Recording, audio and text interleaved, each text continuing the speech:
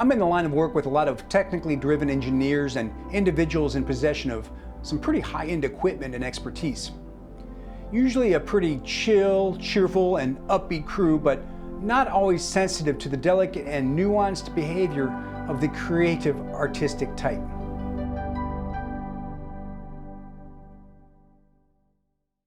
Sometimes they'll act out passive-aggressively or even openly hostile and dismissive towards the client.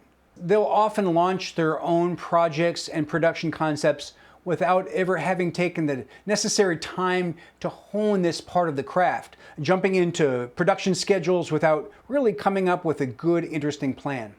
They'll eventually bore of their own lackluster ideas and homespun productions. Month after month goes by with little, if any, notable new material coming out. And surprisingly, they'll not even understand or even open up to new imaginative concepts and ideas from creative types. What's worse is that they may try to minimize and shoot down your imaginative and well thought out projects. It's often disguised with apparent disinterest, apathy, or passive-aggressive behavior. So take good care to keep this negativity far away from your production process. It'll zap your spark and spirit every time. Perhaps it's best to just smile, shake hands, and walk away to find a more open-minded engineer or producer. Sometimes the problem will pop up when you ask for help from friends and family members. It's very important for them to understand that they're now getting involved with you professionally, and that low-quality, half-baked technique will not be excused because of your prior friendship history.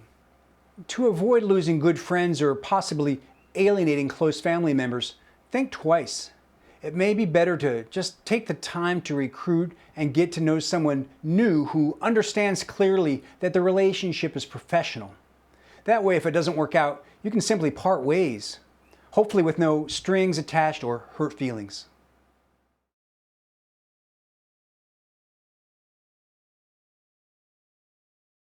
Don't get too caught up in constantly buying gear.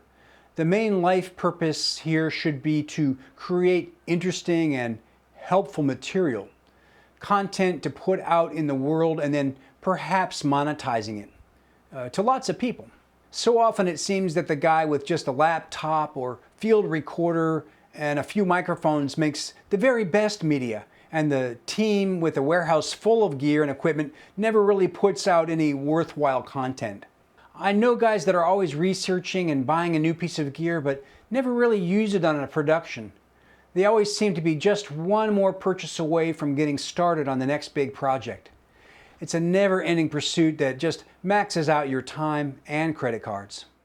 I get lots of bands and artists coming in to record, and I see many of them making the same mistakes, wasting valuable time and money. So if you're about to hit the studio, check out my top 10 ways to save time and big money during your recording session.